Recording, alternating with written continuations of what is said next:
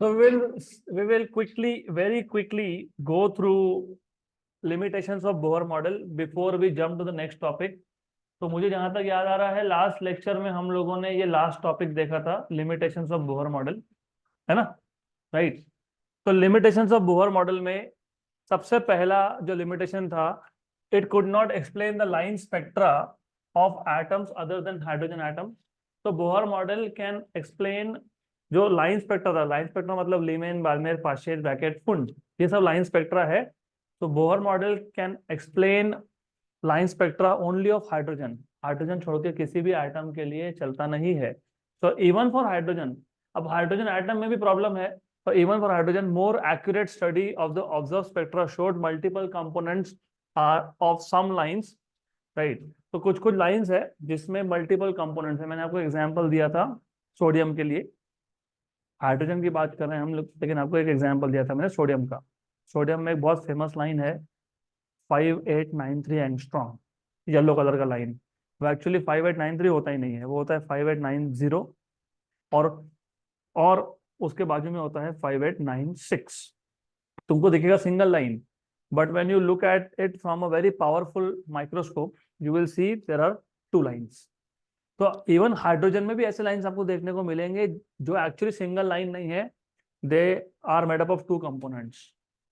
If you look at the hydrogen spectra from a very high resolution microscope, then you will find, और ये resolution microscope, high resolution microscope वो आप wave optics में सीखोगे, आपको तब समझेगा कि एग्जैक्टली दो लाइन का सेपरेट होना मतलब क्या होता है, वो तब देखेंगे हम लोग। तो वो भी ये समझा नहीं पाया कि why there are two lines instead of one. Then second failure was the intensity of the emission line seemed to differ from line to line and Bohr's model had no explanation for that. मतलब intensity भी same नहीं था। तो पहला line, दूसरा line, तीसरा line, इसका intensity same होना चाहिए था, but even intensities of different lines were not same, और Bohr had no explanation for that also. उसके बाद मैंने आपको बताया था कि जो बोहर का सेकंड पोस्टुलेट है वो बहुत ही, you can say kind of, वो सिर्फ उसने एक स्टेटमेंट में बता दिया कि कौन से ऑर्बिट स्टेबल है, जिस ऑर्बिट में इलेक्ट्रॉन का एंगुलर मोमेंटम क्या होना चाहिए, integral multiple of h upon 2 पाई। लेकिन ऐसा क्यों होना चाहिए? तो on the theoretical side also the model was not entirely satisfactory as it arbitrarily assumed orbits following a particular condition to be stable. तो L equal to NH upon 2 pi, ये randomly उसने बोल दिया कि ऐसा होना चाहिए, लेकिन क्यों होना चाहिए, had no explanation for that. तो ये तीन फेल्यूर्स थे बोहर मॉडल के। जो लास्ट फेल्यूर है, एंगुलर मोमेंटम ऑफ इलेक्ट्रॉन अगर integral multiple of h upon 2 pi हो तो वैसे ही ऑर्बिट्स स्टेबल ऑर्बिट्स होते हैं। जब इलेक्ट्रॉन उस ऑर्बिट में होगा तो एनर्जी रेडिएट नहीं करेगा। इसका प्रॉपर एक्सप्लेनेशन दिया डी ब्रॉगली ने। तो next topic is de Broglie explanation, but remember de Broglie explanation is only for the third failure. why only those orbits are stable in which electron has angular momentum equal to nh upon 2 pi, ये बताया D Broglie ने। तो de Broglie, तो we have seen particles also have dual nature. जैसे radiation का dual nature है वैसे ही particles का भी ड्यूअल नेचर है ना? तो we have seen particles also have dual nature like that for light, and there is a wave associated with every moving particle. तो जो भी पार्टिकल मूविंग होता है उसके साथ एक वेव एसोसिएटेड होता है, इंपॉर्टेंट, ठीक। तो डी ब्रॉगली ने क्या बोला फिर? डी ब्रॉगली ने बोला कि तुम जब इलेक्ट्रॉन की बात करते हो इन एन ऑर्बिट, तुम उसको ट्रीट करो एज अ पार्टिकल, मत करो look at electron as if it is a wave. तो de Broglie suggested that instead of considering orbiting electrons inside atoms as particle, we should view them as standing waves. Standing waves मतलब stationery waves. Stationary wave में क्या बनता है? Loop. तो जो electrons है they will form loop like structure, so they are not particles but they are standing waves. Okay, similar to the case of standing waves on string or in pipes. Good. तो फिर इसलिए I have told you earlier also कि कुछ कुछ physics या chemistry की book पे जब तुम फ्रंट कवर देखते हो तो आपको ऐसा कुछ एक डायग्राम मिलता है। This is, they are trying to show कि जो इलेक्ट्रॉन है वो पार्टिकल नहीं है, वो वेव है और वो क्या बना रहा है, लूप जैसा स्ट्रक्चर बना रहा है, मतलब ये क्या है, स्टैंडिंग वेव है, स्टेशनरी वेव है। और एक एग्जांपल मैंने आपको दिया फॉर फोर्थ ऑर्बिट इलेक्ट्रॉन। अगर इलेक्ट्रॉन फोर्थ ऑर्बिट में है तो टोटल 8 लूप बनेंगे, राइट। क्यों, वो आगे समझ में आएगा। अगर थर्ड ऑर्बिट में है तो 6 लूप बनेंगे, सेकंड ऑर्बिट में है तो 4 लूप बनेंगे। Why, you know what is the distance between one node to the next node, λ/2। तो one node to the alternate, मतलब एक छोड़ के, what is the distance between first and third node, lambda. λ/2 plus λ/2 कितना हो गया, lambda. तो एक वेवलेंथ मतलब कितने लूप हो गए, 2। One wavelength is 2 loop, two wavelength is 4 loop, three wavelength is 6 loop and four wavelength is, इसलिए समझ में आया चार, फोर्थ ऑर्बिट का इलेक्ट्रॉन कितने लूप बना रहा है, 8।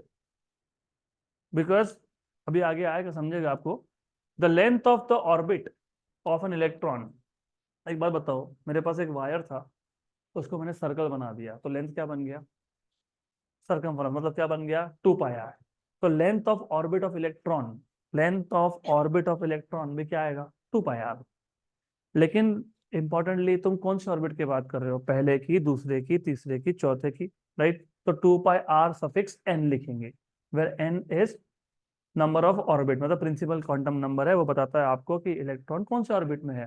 तो according to de Broglie, the length of orbit of an electron, जो इलेक्ट्रॉन के ऑर्बिट का लेंथ है, मतलब 2πr जो है, has to be an integral multiple of its wavelength.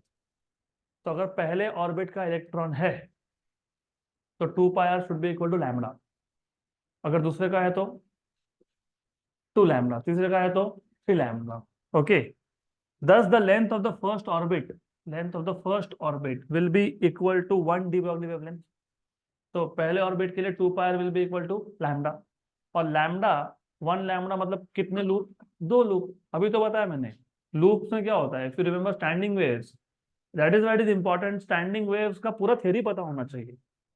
क्या था स्टैंडिंग वेव्स में, हमने जब रस्सी के लिए, स्ट्रिंग के लिए स्टैंडिंग वेव देखा था, स्टेशनरी वेव देखा था, तो एक ही वेव था, वो गया और वही रिफ्लेक्ट होके वापस आया, बराबर, करेक्ट। ओके, तो if you remember, node to the next node λ/2 and to the next node λ/2, तो पहले और थर्ड नोड में कितना डिस्टेंस हो गया, लैम्डा, मतलब वन वेवलेंथ, मतलब कितने लूप, 2, करेक्ट। तो इसलिए उसने बोला है, दस the length of the first orbit will be equal to 1 de Broglie wavelength, okay, of electron in the first orbit and so on। तो सेकंड के लिए कितना होगा, 2 लैम्डा, 2 लैम्डा मतलब कितने लूप, 4। थर्ड के लिए 3 लैम्डा, कितने लूप, 6 लूप। तो ऐसा चलता जाएगा। तो in general what will be 2πr, 2πr1 क्या आया तुम्हारा, लैम्डा, है ना। पहले ऑर्बिट के इलेक्ट्रॉन के, पहले ऑर्बिट के इलेक्ट्रॉन का लेंथ कितना होगा, what is the length of orbit of an electron for the first orbit, 2πr1, r1 बोलेंगे ना, फर्स्ट ऑर्बिट है तो, it is equal to how many wavelength, 1। तो 2πr1 कितना आ गया, लैम्डा। तो 2πr2 कितना आया, 2 लैम्डा। 2πr3 कितना आया, 2πrn कितना होगा, n लैम्डा। लुक, तो 2πrn equal to n lambda, where n is 1 2 3 4 and so on so forth. तो यहाँ से वेवलेंथ लैम्डा एन क्या मिल गया आपको, 2πrn/n। तो lambda n, that is the wavelength of electron, is equal to 2πrn upon n। Okay, यहाँ तक clear। So this is the de Broglie wavelength related to the linear momentum p of particle, मतलब electron in this case। चलो ठीक है, यहाँ तक clear, पक्का पक्का क्लियर, श्योर श्योर क्लियर। अरे ओके, इज दिस क्लियर। मैं वापिस बता देता हूँ, कोई प्रॉब्लम नहीं है। लेंथ ऑफ ऑर्बिट मतलब 2πr, लेंथ ऑफ ऑर्बिट मतलब 2πr,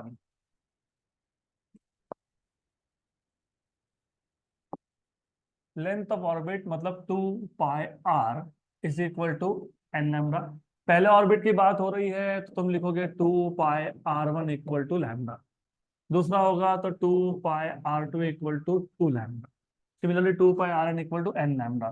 तो यहाँ से तुमको वेवलेंथ मिल गया lambda n equal to 2πrn upon n, simple. तो पहले ऑर्बिट के लिए 2πr1, दूसरे के लिए 2πr2/2, किसी के लिए 2πr3/3, 2πr4/4, और आर एन कैसे निकालते हो याद है? 0.5371 एन स्क्वायर एंगस्ट्रॉम, तो वो मिल जाएगा आपको। यहाँ तक क्लियर? पक्का पक्का। तो एंगुलर मोमेंटम कैसे फाइंड करोगे? How will you find out angular momentum then? How do you find out angular momentum? क्योंकि बेसिकली एंगुलर मोमेंटम क्या होता है? एल। क्या होता है एल? R into p. तो आर इंटू पी, ओके। तो एल एन क्या आएगा? P n into are n. लेकिन अगर मैं डी ब्रॉगली हाइपोथेसिस लगा रहा हूं, तो what is P? What is P? H by H by H by lambda. तो H by lambda N into are N. What is 1/λ from here? यहां से क्या मिलेगा? 1/λ एन अपॉन 2π/r n। ठीक है, तो ये h आ गया। 1/λ, व्हाट इज 1/λ? अभी तुमने ही बता दिया, एन अपॉन 2π/r n, और ये आर एन अलग से है, तो आर एन हो गया। तो क्या बचा? 4 नहीं है, वो h है, h एन एच अपॉन 2π। तो what is angular momentum of electron? N H upon 2π। हो गया प्रूव। वही लिखा है नीचे मैंने, हो गया प्रूव।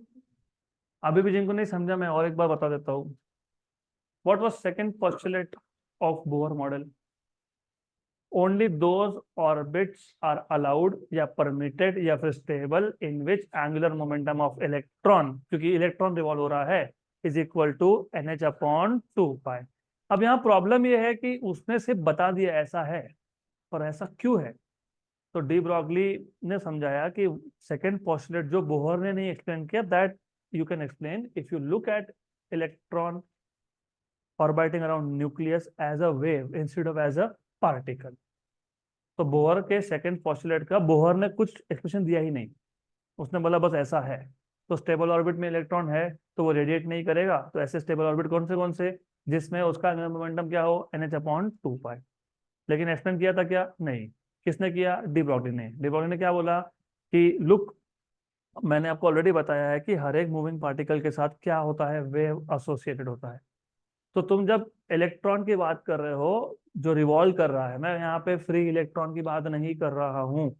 फ्री इलेक्ट्रॉन ये फ्री होता है, ये एटम के साथ एसोसिएटेड नहीं होता है वो। हम बात कर रहे हैं electrons which are revolving around nucleus of an atom. ठीक है, तो जब इलेक्ट्रॉन न्यूक्लियस के अराउंड रिवॉल्व कर रहा है, do not look it at like it is a particle, consider it as a standing wave. Standing मतलब स्टेशनरी वेव, मतलब लूप जैसा स्ट्रक्चर बनने वाला है। ठीक। फिर जो लेंथ था ऑर्बिट का, that is equal to integral multiple of lambda. अगर पहले ऑर्बिट में इलेक्ट्रॉन है तो उसका जो ऑर्बिट का लेंथ है 2πr1, ये होगा 1 लैम्डा। अगर दूसरे ऑर्बिट में है तो 2πr2, क्योंकि दूसरे ऑर्बिट का रेडियस कितना है? r2, तो सरकमफेरेंस कितना बन गया? 2πr2, ये होगा 2 लैम्डा। तीसरे ऑर्बिट का होगा 3 लैम्डा। तो इन जनरल 2πrn क्या आएगा? n lambda. तो यहाँ से लैम्डा मिल गया आपको 2πrn अपॉन n। यहाँ तक क्लियर? इससे प्रूव कैसे हो गया? इससे प्रूव नहीं हुआ ना, तो प्रूव करना पड़ेगा। क्या प्रूव करना है आपको? L equal to N H upon 2π, ये प्रूव करना है। तो फिर उसने बोला कि देखो हमको पता है कि what is angular momentum. What is formula of angular momentum? P R. तो पी एन आर एन। अभी यहाँ पे ना सिर्फ पी आर बोल के नहीं चलेगा, क्योंकि यहाँ पे और कौन सा नंबर के ऑर्बिट में इलेक्ट्रॉन है वो भी इंपॉर्टेंट है। तो हम इसलिए बोल रहे हैं एल एन, मतलब angular momentum of electron in nth orbit equal to p n, linear momentum of electron in nth orbit into r n, radius of nth orbit. लेकिन पी एन, क्योंकि यहाँ पे तुम डी ब्रॉगली हाइपोथेसिस यूज कर रहे हो, तो de Broglie hypothesis के हिसाब से what is P? H by lambda. H by lambda, कौन सा lambda? Lambda N into R. Okay. अब यहाँ पे जो 1/λ है, what is 1/λ? N upon 2πrn into are N. R N हो गया, तो क्या हो गया? N H upon 2। हो गया, प्रूव हो गया। इसका मतलब जो बोहर ने सेकंड पोस्टुलेट में बताया वो सही है, लेकिन उसको प्रूव करने के लिए you have to view electron as a standing wave and not as a particle. इसलिए इसलिए बोहर का मॉडल भी सही नहीं है, क्योंकि बोहर का मॉडल में इलेक्ट्रॉन पार्टिकल है, तो एक्चुअली वो क्या है, वेव है। फिर आगे का थ्योरी भी केमिस्ट्री में आएगा आपको, ऑर्बिटल का जो थ्योरी है, SPDF. If I ask you what is the meaning of orbital, orbit नहीं बोल रहा हूँ, ऑर्बिटल पूछ रहा हूँ। Three dimensional region, what is the shape of s orbital? हाँ, पी। तो मुझे बताओ what is the meaning of the dumbbell shape? Loop like है, लेकिन मतलब क्या है उसका, फिजिकल मीनिंग क्या है? देखो ऐसा है, the moment you treat electron as a wave, तो मुझे बताओ वेव लोकलाइज होता है क्या? What is the meaning of localize? तुम उसको बोल सकते हो कि देखो वेव वहां पे है, वहां पे है, बोल सकते हो। अभी लाइट चालू किया, यहाँ से क्या निकल रहे हैं, वेव्स। मैं बता सकता हूँ कि वेव कहाँ पे है? नहीं बता सकता। तो particle can be located, wave can not be located. ठीक, अभी तुमने बोल तो दिया कि इलेक्ट्रॉन तो वेव है, वो इलेक्ट्रॉन वेव है, तो तुम इलेक्ट्रॉन का एग्जैक्ट लोकेशन बता ही नहीं सकते हो, तो तुम बात करते हो प्रोबेबिलिटी की। तो उसका इस रीजन में होने का प्रोबेबिलिटी क्या है? वहां से बनते हैं शेप्स, स्पेरिकल या फिर डम्बल शेप। तो डम्बल शेप का मतलब होता है कि इलेक्ट्रॉन का उस रीजन में होने का प्रोबेबिलिटी डिस्ट्रीब्यूशन है वो। That will go into higher level quantum mechanics. तो जो आगे क्वांटम मैकेनिक्स करोगे, you will learn about this also. तो ये सारे ऑर्बिटल्स के शेप्स आते हैं by probability distribution, that is the probability of finding the electron in that region. क्योंकि electron is a wave, you can not locate, pin point नहीं कर सकते ना यहीं पे है, तो एक रीजन में कहीं पे भी हो सकता है, दैट इज द आइडिया। तो ठीक है, that will not go into details now. तो एटॉमिक स्ट्रक्चर यहीं तक था। इस चैप्टर का नाम था एटॉमिक एंड न्यूक्लियर, मतलब structure of atoms and nuclear. तो will now move ahead to the atomic nucleus now. तो सबसे पहले you should know what are different constituents of a nucleus. तो एज यू नो नाउ, ये देखो कैसा theory develop होता है। पहले डेल्टन ने बोला एटम इज इंडिविजिबल, फिर थॉमसन ने बोला ऐसा नहीं है, it can be further divided into positive charge and negative charge, negative charge are lighter and positive charge are heavier. ठीक, ओके। देन उसके बाद आया रुदरफोर्ड का मॉडल। रुदरफोर्ड ने बोला कि जो पॉजिटिव चार्ज है, it is completely concentrated at the centre of an atom and electrons are revolving around nucleus just like planets revolve around sun. ठीक, लेकिन Rutherford could not explain few things, जैसे atomic spectra नहीं explain कर पाया, या फिर stability of atom ही नहीं explain कर पाया। फिर आया बोहर का मॉडल। तो बोहर के मॉडल ने वो सारे जो शॉर्टकमिंग्स थे, किसके शॉर्टकमिंग्स थे, रुदरफोर्ड के, वो एक्सप्लेन कर दिए। लेकिन तीन पॉस्टुलेट यूज किए, उसमें से एक पॉस्टुलेट का सेटिस्फैक्टरी वो आंसर नहीं दे पाया। तो ऐसा थ्योरी डेवलप होता है। अब at some point, because Rutherford ने बताया कि सारा ही पॉजिटिव चार्ज कहाँ पे है, न्यूक्लियस, है ना। अभी न्यूक्लियस में सिर्फ प्रोटॉन्स है क्या, कि कुछ और भी है, ये भी पता होना चाहिए। तो अभी इस टॉपिक के आगे हम इलेक्ट्रॉन की बात बहुत रेयरली करेंगे, करेंगे ही नहीं। सिर्फ एक दो टॉपिक में नाम आएगा इलेक्ट्रॉन, बता देता हूँ कहाँ आएगा, रेडियो एक्टिविटी में आएगा, रेडियो एक्टिव डीके में। तो अब हमारा पूरा फोकस है किस पे, सिर्फ न्यूक्लियस पे। हमको ये समझना है कि अभी न्यूक्लियस में क्या क्या है। तो nucleus is made up of सब एटॉमिक पार्टिकल, सब एटॉमिक मतलब जो एटम से छोटे होते हैं, सब एटॉमिक, है ना। सब सब कहाँ यूज होता है ये वर्ड, फॉर स्मॉलर थिंग्स। तो सब एटॉमिक मतलब there are particles which are even smaller than atom. तो nucleus is made up of such particles, subatomic particles, protons and neutrons. Protons and neutrons they are collectively called as nucleons, बराबर। जैसे मुंबई में रहने वाले मुंबईकर, पुणे में रहने वाले सब पुणेकर, धुले में रहने वाले सब धुड़ेकर। वैसे ही न्यूक्लियस के अंदर रहने वाले न्यूक्लियो कर नहीं बोलते उसको, उसको न्यूक्लियॉन्स बोलते हैं। क्या बोलते हैं उसको, nucleons, they are called as nucleons. तो याद रखना आप। तो protons and neutrons now onwards will be collectively called as nucleons. Okay, then just a minute. हाँ, कुछ तो गड़बड़ है, और बिकॉज आधा दिख रहा है आधा दिख नहीं रहा है, कुछ तो गड़बड़ है। जस्ट अ मिनट, या गिव मी अ मिनट। हमारे पास दया तो नहीं है पता लगाने के लिए कि क्या गड़बड़ है, बट कुछ तो गड़बड़ है। Just a minute.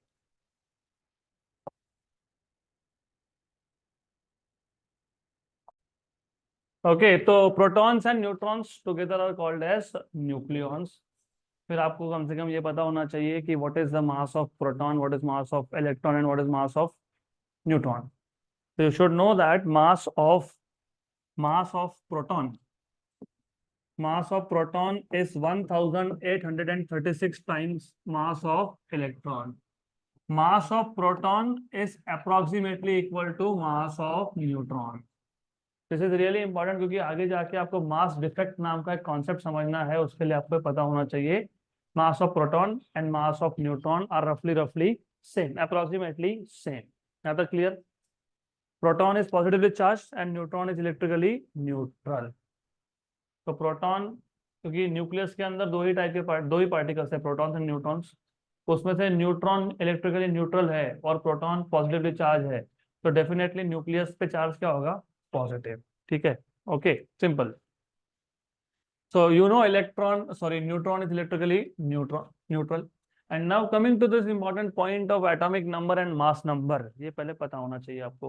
What is the meaning of atomic number? Number of protons. तो किसी भी एटम को अगर आपको आइडेंटिफाई करना है तो it is identified with the help of number of protons inside the nucleus, जिसको आप बोलते हो atomic number. Do not confuse this with mass number, do not confuse this with number of electrons. Number of protons और number of electrons same होते हैं, जितने electrons orbit में है उतना ही प्रोटॉन्स न्यूक्लियस में है। तो न्यूक्लियस के लिए आप डिफाइन करते हो atomic number. atomic number Z gives you total number of protons and number of protons and electrons in an atom are same।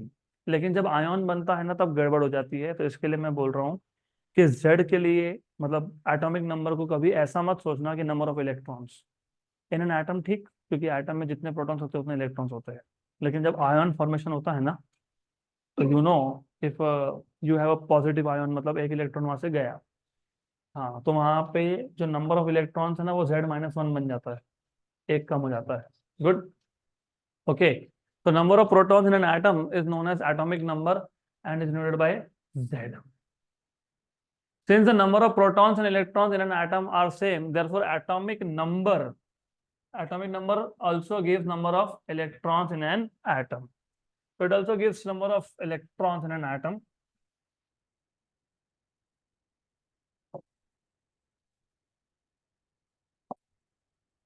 Okay, so number of protons in an atom is known as atomic number and is denoted by Z।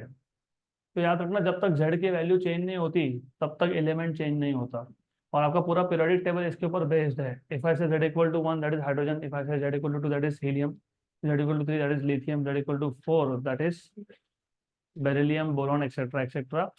तो किसी भी element को identify करने के लिए the most important parameter that we use is called as atomic number। Do not confuse this with mass number। mass number is something else, वो भी अभी देखेंगे हम लोग। अब since the number of protons and electrons in an atom are same, क्योंकि proton और electron का नंबर एटम में सेम होता है, that is why atomic number also gives you number of electron in an atom। मैंने बहुत specific लिखा है in an atom, क्योंकि अगर अगर आयन बन गया तो फिर Z will not give you number of electrons, it will give you number of protons, और नंबर ऑफ इलेक्ट्रॉन्स बन जाएगा Z-1। डिपेंड करता है आयन कौन सा टाइप का है। अगर एक प्लस लिखा है तो Z-1, दो लिखा है तो Z-2, जैसे He++। ठीक, ओके, तो you should no this. Okay, now okay, similarly the total number of neutrons in an atom, मतलब in the nucleus of an atom is known as neutron number। उसको denote करते हो capital N से। तो proton number को हम लोग denote करते हैं Z से, न्यूट्रॉन नंबर को हम लोग डिनोट करते हैं N से। Proton number is Z, neutron number is N। Total number of protons and neutrons inside the nucleus is known as mass number, right. और इसको मास नंबर बोलने के पीछे एक बहुत स्पेसिफिक रीजन है जो हमको रुदरफोर्ड ने बताया था। Do you remember one of the important points from Rutherford model was most of the mass of an atom comes from nucleus. तो अगर एटम का most of the mass nucleus से आ रहा है, मतलब किससे आ रहा है, प्रोटॉन्स और न्यूट्रॉन्स से, तो total number of protons and neutrons को हम लोग बोलते हैं मास नंबर। क्या बोलते हैं हम उसको, मास नंबर। मास नंबर को डिनोट करते हो ए से, कैपिटल ए से। तो कैपिटल ए क्या बन जाएगा, Z plus N, because Z is atomic number, मतलब number of protons, and N is number of neutrons. तो A which is mass number is Z plus N, A is Z plus N. तो याद रखना, it is important, the number of nucleons in a nucleus is known as mass number of an atom and is denoted by capital A and given by n plus z।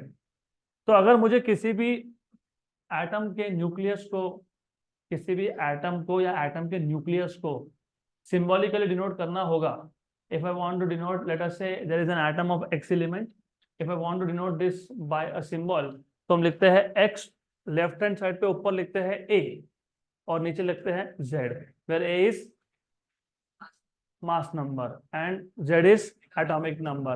कई बार you will also find out neutron number written, उसको लिखते हो right hand side पे नीचे n। तो definitely a minus z is n। तो बहुत बार क्या होता है ना कि तुम x लेफ्ट साइड में a लिख रहे हो, टॉप पे z लिख रहे हो बेस पे, राइट हैंड साइड पे भी एक नंबर होता है, उसको वो होता है neutron number n। What is n, a minus z। क्योंकि अगर a is n plus z, तो what is n, a minus z। तो बुक टू बुक डिपेंड करता है कि some books will, mostly books will use only mass number and atomic number. Okay, तो अभी देख लेते हैं what are isotopes, isotones and isobar. Iso का मतलब होता है सेम, टोप का मतलब होता है नंबर ऑफ प्रोटॉन्स। आइसो का मतलब होता है सेम, टोन का मतलब होता है नंबर ऑफ न्यूट्रॉन्स। ओके, तो समझ लेना आइसोटोप मतलब सेम नंबर ऑफ प्रोटॉन्स। देखो अब थोड़ा सा लॉजिकली सोचो, थोड़ा अच्छे से समझ लो इस चीज को, क्योंकि यहाँ कंफ्यूजन हो सकता है। मैंने आपको अभी बताया, कोई भी एटम हो या कोई भी एलिमेंट हो, it is identified with the help of its, with its atomic number. जब तक एटॉमिक नंबर चेंज नहीं हो तब तक एलिमेंट चेंज होता है क्या, नहीं। फॉर एग्जाम्पल हाइड्रोजन के मैं तीन आपको एक एग्जाम्पल बताता हूँ। एक तो जिसको तुम हाइड्रोजन बोलते हो, उसमें होता है एक इलेक्ट्रॉन ऑर्बिट में और एक प्रोटॉन, मतलब न्यूक्लियस है ही नहीं, एक ही प्रोटॉन है, तो वो न्यूक्लियस बन गया ना। उसी का एक टाइप है जिसमें एक इलेक्ट्रॉन होता है ऑर्बिट में, एक प्रोटॉन और एक न्यूट्रॉन होता है न्यूक्लियस के अंदर। यहाँ भी प्रोटॉन का नंबर 1 था, पिछले केस में भी प्रोटॉन का नंबर 1 था। हाइड्रोजन का और एक तीसरा भी केस है जिसमें एक इलेक्ट्रॉन है ऑर्बिट में, एक प्रोटॉन है न्यूक्लियस में और दो न्यूट्रॉन्स है, उसको ट्रिशियम बोलते हैं। तो इफ यू नोटिस, ये तीनों के तीनों हाइड्रोजन ही है क्योंकि इनका जेड नंबर क्या है, सेम। लेकिन if you see, number of neutrons is not same. लेकिन ये जो तीन एटम्स मैंने लिए, ये तीनों सेम एलिमेंट के थे, सेम था ना एलिमेंट। तो atoms of the same element, atoms of the same element which has same number of protons but different number of neutrons are called as isotopes। तो definition बन गया, atoms of the same element, ये important word था, atoms of the same element having same number of protons but different number of neutrons are known as isotopes। ठीक, तो isotope same elements के लिए होता है, that is very important. Okay, isotones same number of neutrons होते हैं लेकिन proton number same होता है क्या, नहीं। तो ये जो एटम्स है ये सेम एलिमेंट के है क्या, नहीं। तो atoms of different elements having same number of neutrons but different number of protons are called as isotones. तो ये याद रखना आप, ठीक, याद रहेगा। Isotopes they are atoms of same element with same number of protons but different number of neutrons. Isotones are atoms of different elements with same number of neutrons but different number of protons। Can you give an example? Helium and tritium। ट्रिशियम ये hydrogen है with 2 neutrons, और helium के nucleus में भी 2 neutron होते हैं। ट्रिशियम के nucleus में 1 प्रोटॉन है, हीलियम के न्यूक्लियस में 2 प्रोटॉन है। So tritium and helium they are isotones. Okay, hydrogen, उसके बाद deuterium and tritium they are isotopes of each other. इसमें से सबसे स्टेबल जो होता है वो होता है हाइड्रोजन। 1H1। बाकी जो दो होते हैं वो होते हैं अनस्टेबल। अगर वो अनस्टेबल है तो वो ज्यादा टाइम तक उनका लाइफ नहीं होता है, they are formed and then they get destroyed in some other way, वो हम देखेंगे बाद में। What are isobars? Isobars are atoms having same mass number. Atoms having same mass number. अभी यहाँ पे मैंने मेंशन नहीं किया whether these are atoms of same element or different element, दोनों भी हो सकते हैं। जिसका मास नंबर सेम है, there can be of course two different elements with same mass number, उसको आप बोलते हो isobars. So isobars are atoms having same mass number, मतलब total number of nucleons same है। Total number of nucleon same है तो हो सकता है एक में प्रोटॉन ज्यादा हो दूसरे में न्यूट्रॉन ज्यादा हो, लेकिन sum is same. Addition of number of protons and neutrons is same. ठीक, ओके। तो आइसोटोप, आइसोटोन और आइसोबार हमारा हो गया। उसके बाद you should know what size of a nucleus, very important. अभी before we go to the size of nucleus, थोड़ा सा तुमको पता होना चाहिए साइज ऑफ एटम के बारे में। बहुत बहुत क्लोजली कनेक्टेड है। जैसे तुम एटॉमिक मॉडल की बात कर रहे हो वैसे आगे जाके न्यूक्लियर मॉडल्स भी है। What is atomic model? That at the centre there is a positively charged core called as nucleus and there are orbits in which you have electrons. अब लॉजिकली सोचो, चलो एक एग्जांपल लेते हैं। Let us take example of hydrogen and lithium. मैंने helium नहीं बोला, मैंने लिथियम बोला। तो हाइड्रोजन और लिथियम में व्हाट डू यू थिंक कि किस एटम का साइज ज्यादा होगा? लिथियम। क्यों होगा? Number of orbits, field orbits basically. कोई भी एटम हो उसके ऑर्बिट्स इन्फिनाइट होते हैं, लेकिन फील्ड ऑर्बिट्स, तो जितने ज्यादा इलेक्ट्रॉन्स होंगे उतने ही ज्यादा ऑर्बिट्स फील्ड होंगे। मतलब basically number of electrons in an atom decides the size of an atom. जितने ज्यादा इलेक्ट्रॉन्स होंगे उतने ही ज्यादा ऑर्बिट्स फील्ड होंगे, जितने ज्यादा ऑर्बिट्स फील्ड होंगे उतना ही एटम का साइज ज्यादा होगा। You need to remember this. जैसे हाइड्रोजन के लिए एक ही इलेक्ट्रॉन है तो पहले ही ऑर्बिट में है, बाकी के ऑर्बिट्स क्या है? एम्प्टी है, तो size of hydrogen atom is small. लेकिन मैं लिथियम की बात करता हूँ तो लिथियम में 3 इलेक्ट्रॉन्स है, पहले में 2 होंगे ऑर्बिट में, दूसरा ऑर्बिट में 1 इलेक्ट्रॉन होगा, वैलेंसी इज 1। ठीक, ओके। तो लिथियम का एटॉमिक साइज न्यूक्लियर साइज की बात नहीं कर रहा हूँ, it is more than hydrogen. Carbon का उससे भी ज्यादा होगा, सोडियम का उससे भी ज्यादा होगा, ऐसा होते जाएगा। ओके, यहाँ तक क्लियर? सिमिलरली जब तुम न्यूक्लियस की बात करते हो, अब न्यूक्लियस के केस में भी ऐसा है, जितने ज्यादा नंबर ऑफ न्यूक्लियॉन्स हो उतना ही उसका साइज भी बढ़ता है। More the number of nucleons, ultimately it means that more is the space required to accommodate all this nucleons.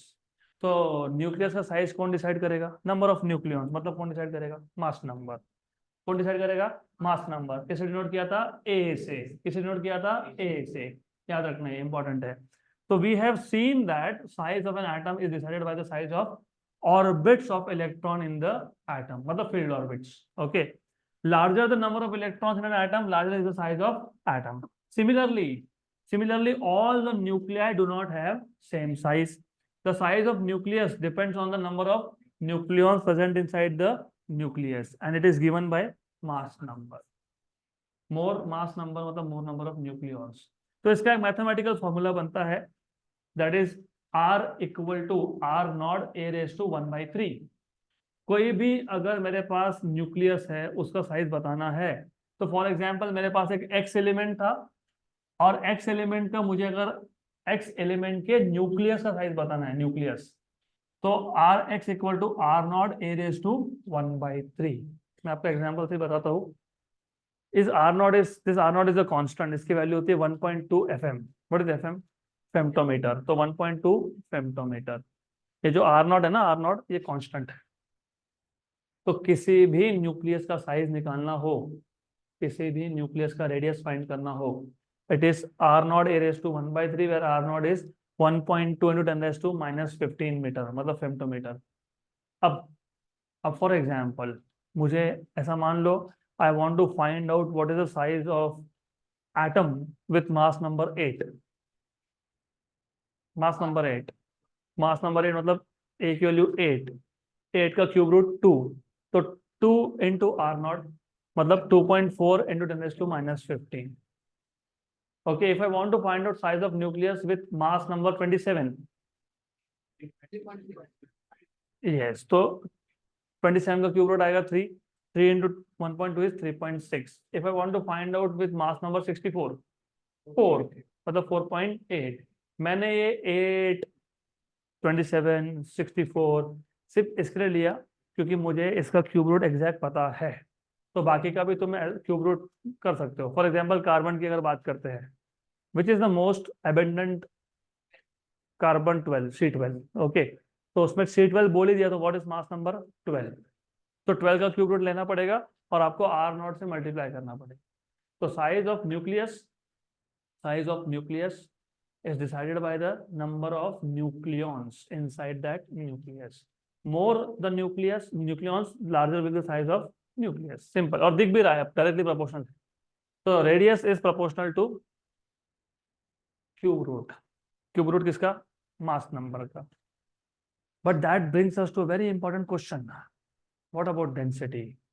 Nuclear density with increasing mass number, मतलब ए की वैल्यू बढ़ेगी तो न्यूक्लियर डेंसिटी बढ़ेगा कि कांस्टेंट रहेगा? जिनको अभी भी नहीं समझ में आया मैं बता देता हूँ। What I am asking you is, पहले तो ये बताओ, क्या हर एक एलिमेंट का न्यूक्लियस का साइज सेम है? नो। किस पर डिपेंड कर रहा है? मास नंबर पे। मास नंबर मतलब number of protons and neutrons. मतलब तुम ये बोल रहे हो जैसे जैसे मास नंबर बढ़ेगा, मतलब जैसे जैसे तुम हायर एलिमेंट्स के पास जाओगे, न्यूक्लियस का साइज बढ़ेगा। This is what you are saying. ठीक। My question to you is what about density? as you go at higher elements, will the density of nucleus increase, decrease, remain same? What is density? Mass per unit volume। तो एक काम करते हैं हम लोग, density mass upon volume है ना। अब देखो, what is mass of a nucleus, मैंने अभी बताया। What is mass of nucleus? मुझे एक बात बताओ, अगर एक न्यूक्लियस में, मैंने अभी पूछा था आपसे, 4 प्रोटॉन और 4 न्यूट्रॉन हो, तो what is total mass of a nucleus? 8 times of mass of proton, क्योंकि mass of proton and neutron is रफली रफली सेम। ठीक है ना? तो अगर मेरे पास एक न्यूक्लियस है जिसमें जिसमें टोटल नंबर ऑफ न्यूक्लियॉन्स ए है, क्या है? ए है, मतलब मास नंबर क्या है? ए है। और हर एक प्रोटॉन का या न्यूट्रॉन के मास को मैं स्मॉल एम से डिनोट कर रहा हूँ। किससे कर रहा हूँ? स्मॉल एम से। तो what is total mass of that nucleus? M into A. तो total mass of the nucleus कैसे फाइंड किया हमने? Mass of each nucleon. तो ये जो स्मॉल एम है, this is mass of each nucleon, मतलब प्रोटॉन एंड न्यूट्रॉन। उसको डिनोट किया हमने एम से, क्योंकि मास ऑफ प्रोटॉन और न्यूट्रॉन सेम था। तो मैंने क्या कर दिया? M into A. What is A? Mass number. What is mass number? Number of nucleons. जैसे एग्जांपल समझ लो, ये क्लासरूम एक न्यूक्लियस है, उसमें तुम गर्ल्स आर लेटर से neutrons and boys are letter से प्रोटॉन्स, राइट? अज्यूमिंग हर एक का मास अराउंड 50 केजी है एवरेज। तुम 20 न्यूट्रॉन्स और 20 प्रोटॉन्स हो तो 40 हो गए, 40 ए हो गया 40। What was mass of each of you? 50। तो 40 इंटू 50, बस वही कर रहे हैं यहाँ पे। ठीक है।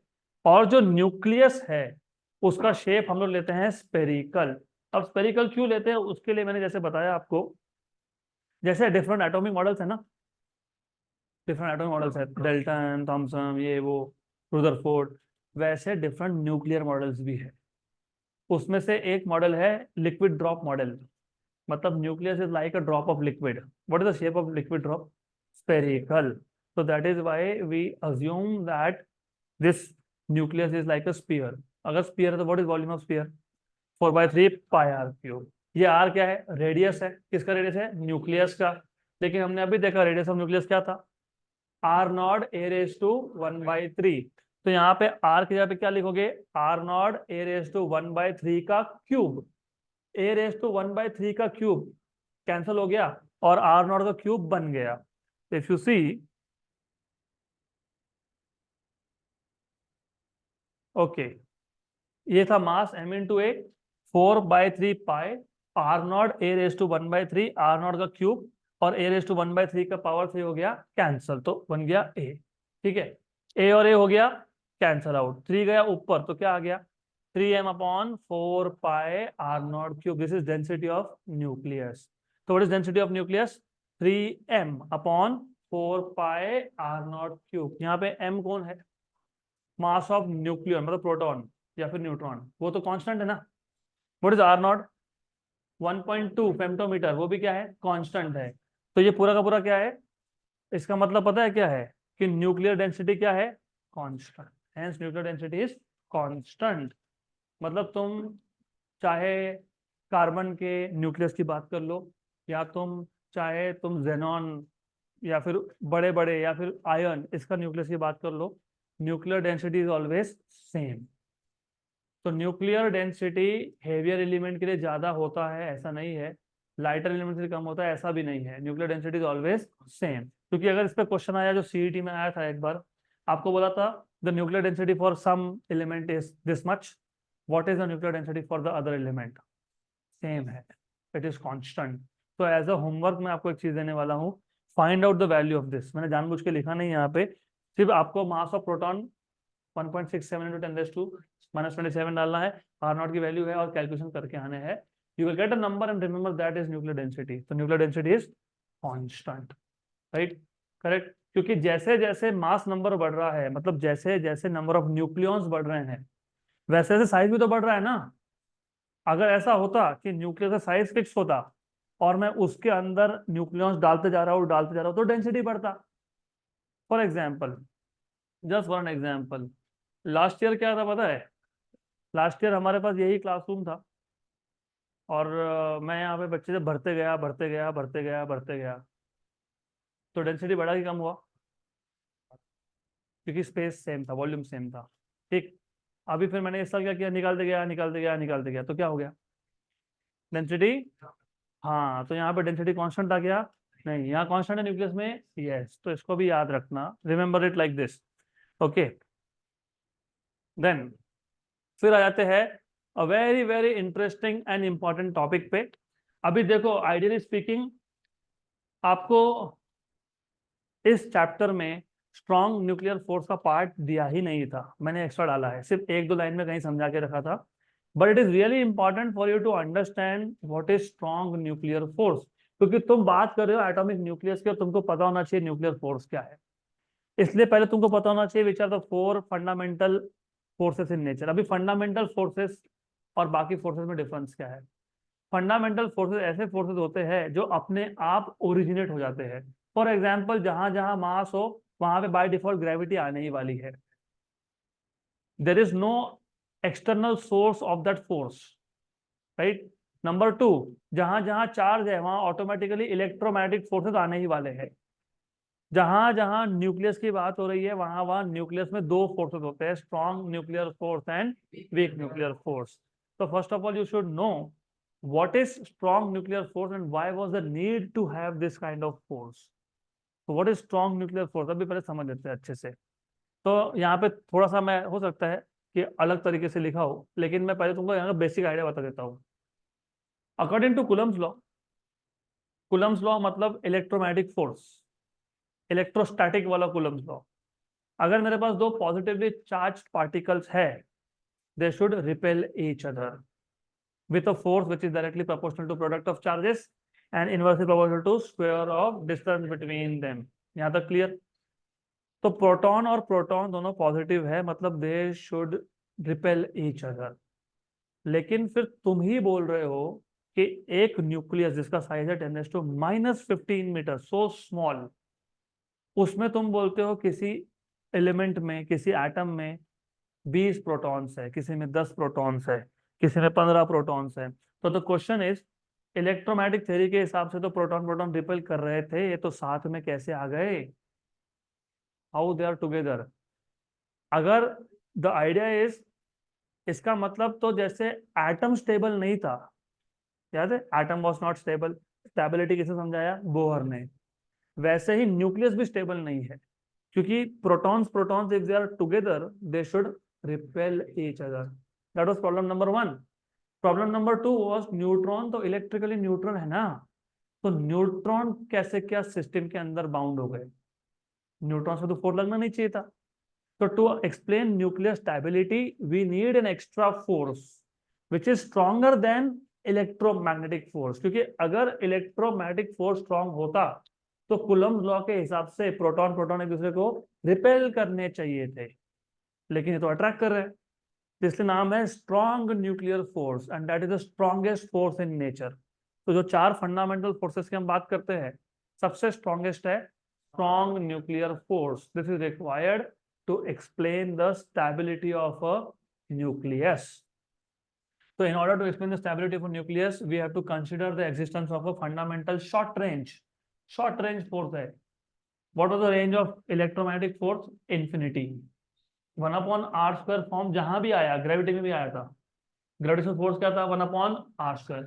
बाय द वे, जहां जहां पे 1/r² फॉर्म आए उसको बोलते हैं इनवर्स स्क्वायर लॉ। क्या बोलते हैं उसको? Inverse square law. और जहां जहां इनवर्स स्क्वायर लॉ हो वहां वहां पे रेंज होता है इन्फिनिटी।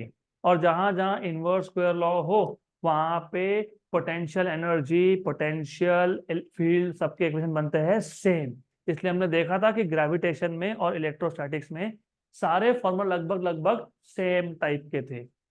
करेक्ट। यहाँ पे ये जो शॉर्ट रेंज फोर्स है ये इनवर्स स्क्वायर लॉ नहीं है, क्योंकि ये शॉर्ट रेंज फोर्स है। शॉर्ट रेंज फोर्स कभी भी इनवर्स स्क्वायर लॉ नहीं हो सकता। इसका रेंज कितना है? 10⁻⁻15, क्योंकि इसका नाम में ये न्यूक्लियर फोर्स, मतलब ये सिर्फ न्यूक्लियस के अंदर ही काम करता है, उसके बाहर करता है क्या? तो जो साइज ऑफ न्यूक्लियस होगा उतना ही इसका रेंज होगा। What is size of nucleus? 10⁻15 metre. तो इसका भी रेंज क्या है? 10⁻15 metre. The force of strong interaction binds protons and neutrons inside a nucleus. तो बाइंडिंग का काम करता है, बेसिकली ग्लू का काम करता है ये। तो we know that protons repel each other according to Coulomb's law.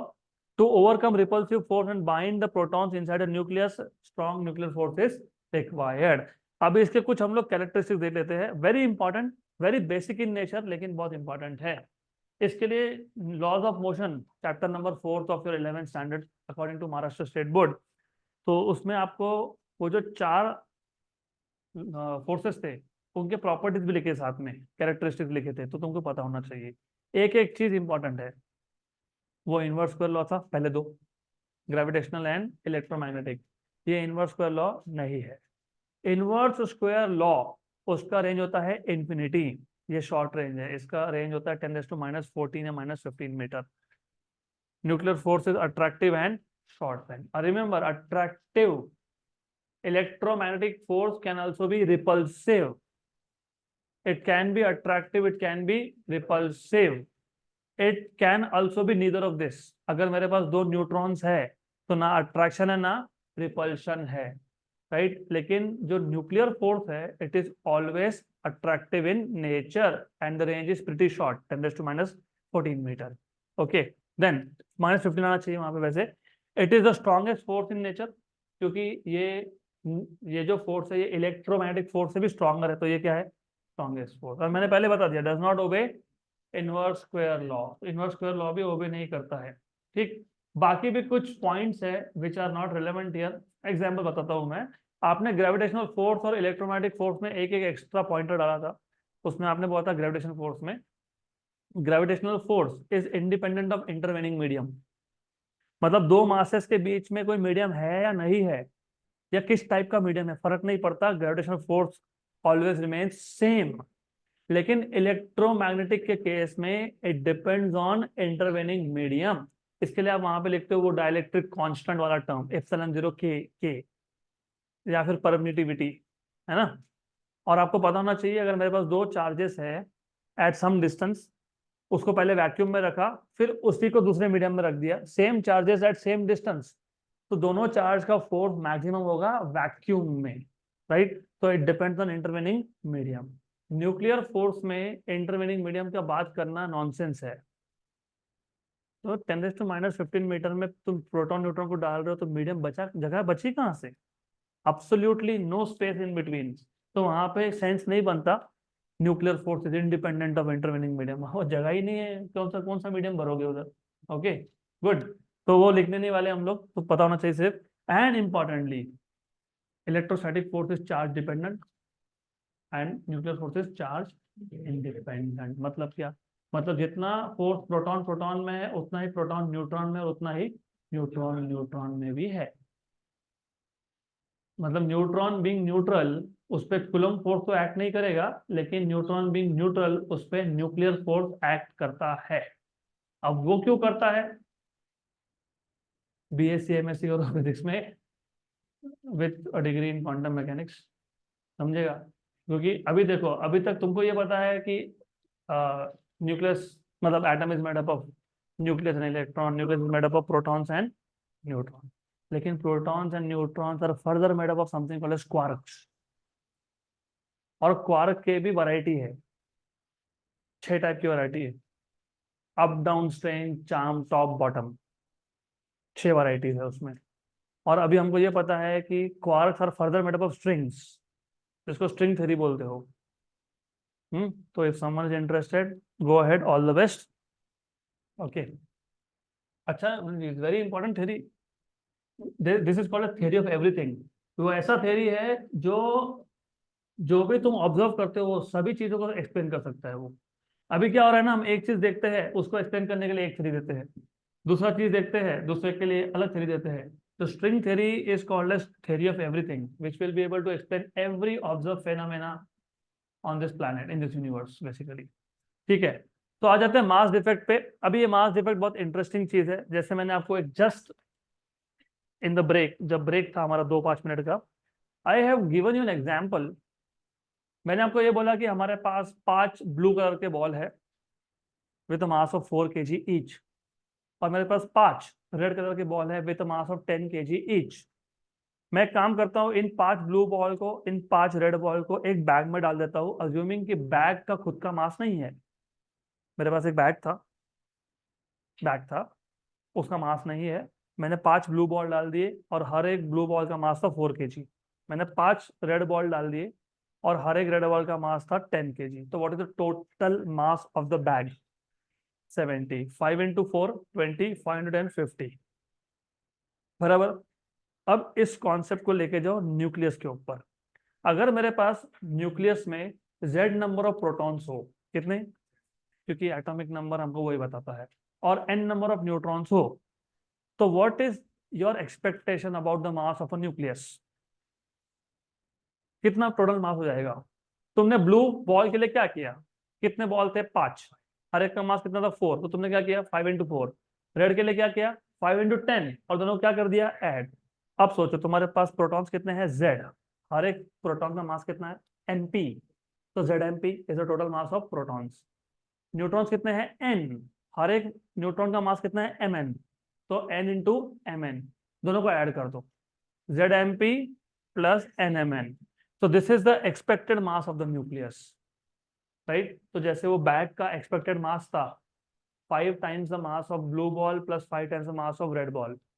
Similarly, अगर मुझे लास्ट बेंच, हाय लक्ष असू द्या, माझ्याकडे नाही इथे।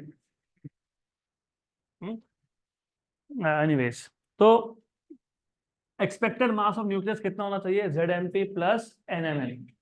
Z is the number of protons, MP is the mass of each proton, N is the number of neutrons, and Mn is the mass of each neutron.